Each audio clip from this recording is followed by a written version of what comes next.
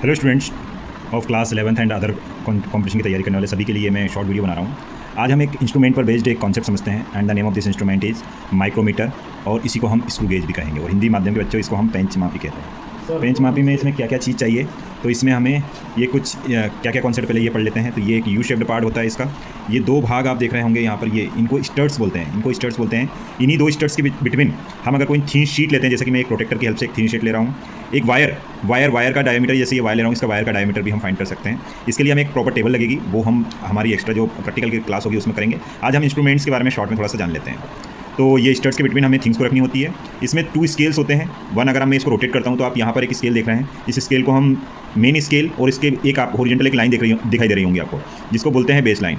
और आप ये स्केल में सर्कुलर डिवीजन देख रहे होंगे, 0 से लेकर ये आपको 100 तक दिखाई दे रहे हैं। तो ये रीडिंग और ये रीडिंग को हमें देखना होता है। इससे पहले हमें इसका लीस्ट काउंट पता करना होता है। तो लीस्ट काउंट से संबंध, और ये वाले पार्ट का भी ध्यान रखिए, इसको हम रीचे बोलते हैं, इससे एडजस्ट करते हैं हम। तो अगर मैं बोलूँ कि ये है क्या नेम, तो name of device is what पेंच मापी, अगर हिंदी में बोले पेंच मापी, इंग्लिश में बोले स्क्रू गेज और माइक्रोमीटर कह सकते हैं। अगर मैं अब इसको, जैसे मैंने क्लोज कर दिया, तो अगर मैं बोलूँ इसका लीस्ट काउंट कैसे, पहले तो हमें ये इंस्ट्रूमेंट देखिए, इसमें कोई इंस्ट्रूमेंटल एरर्स तो नहीं है। तो पहले हमने देखा तो बेस लाइन और ये सर्कुलर स्केल जो है, इसका दोनों का 0 अगर कॉन्साइड होते हैं तो इसमें 0 एरर है, 0 है। लेकिन अगर मेरे पास एक दूसरा स्क्रू गेज भी आप देख रहे हैं, इसमें क्या हुआ, इसमें इसका जो सर्कुलर स्केल है, इसका 0 अपने जो बेस लाइन है उससे कुछ आगे डिवीजन में हो गया। जब ये सर्कुलर स्केल का 0 आगे चला जाता है बेस लाइन के 0 से, तो ये पॉजिटिव 0 एरर कहलाती है। और अगर इसका उल्टा मतलब ये 0 बेस लाइन के 0 से क्या हो जाती है, पीछे रह जाती है, तो नेगेटिव 0 एरर कहलाती है। इसको हम करेक्ट भी कर सकते हैं। ये स्क्रू होता है, इसको हम रोटेट करके इन बेस लाइन का 0 और सर्कुलर स्केल का 0 दोनों को कॉन्साइड करके हम ये एरर्स को करेक्ट कर भी सकते हैं।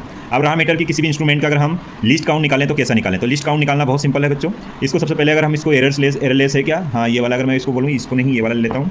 जैसे इनमें 0 एरर्स हैं, लेकिन अगर मैं इसको एक कंप्लीट रोटेशन करता हूँ, जैसे मैं इसको घुमा के वापस 0 पे ले आता हूँ, तो ये एक डिवीजन शिफ्ट होता है। और ये एक डिवीजन अगर 1 मिलीमीटर शिफ्ट होता है, तो इसका जो 1 रोटेशन, एक पूरा चूड़ी अंतराल कंप्लीट करने में जो डिस्प्लेसमेंट हुआ, वो उसका हो जाता है 1 पिच। तो 1 पिच मतलब जनरली 1 मिलीमीटर ही होता है, ये 25 मिलीमीटर का है, तो 1 मिलीमीटर मतलब 0.1 सेंटीमीटर, और डिवाइडेड बाय टोटल खानों की संख्या है, टोटल नंबर ऑफ डिवीजन और 1 year, total number of division on circular scale of screw gauge. तो इसमें 100 होते हैं, तो 0.1 अपॉन 100 आप कर सकते हैं। तो इसका लीस्ट काउंट आप निकाल सकते हैं 0.001 सेंटीमीटर। तो इतनी चीज़ें आपको पता चल गई ये है क्या और इसका यूज़ क्या है। तो यूज़ करने के लिए हम ऐसे पतले वायर, थिन शीट, इनका डायमीटर फाइंड कर सकते हैं, ये जैसे शीट है इनका। Then also if you have any doubt regarding screw gauge, you can ask in comment box. Thank you.